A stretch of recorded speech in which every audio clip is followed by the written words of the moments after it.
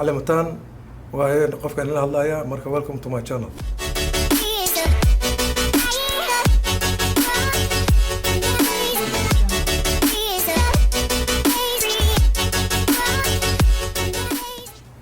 وحوي علمتان true story maraykanka waxyaalo badan baa ka dhaca dad Soomaalida joogta waxa malaysa dadku xogaa diintii iyo dhaqankii inay ka tageen Soomaaliya waxa ka dhacay maalin dhaweeyto waxa la sheegay mataqaana gaalkacyo ninba waxa la yiri mataqaana Soomaalida badanaa waxa la yiraahdaa qofka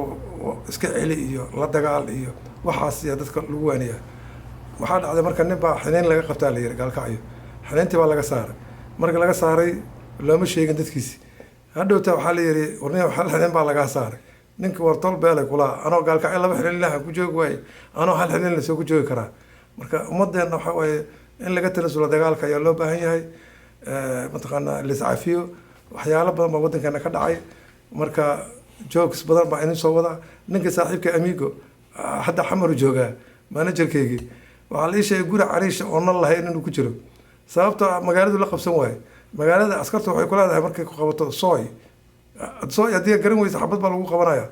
dadka qurbaha ka yimaado kulligood dhan waxa la yiraahdaa waa xawalsan yihiin macnaha kulli waa wada haay dad cirka marayo waa marka ninka xamar ku wareersan yahay anoo aan dheelaa saaxiibow ama dadka la qabso ama soo noqo marka jokes badan ma inuu socda welcome to my channel.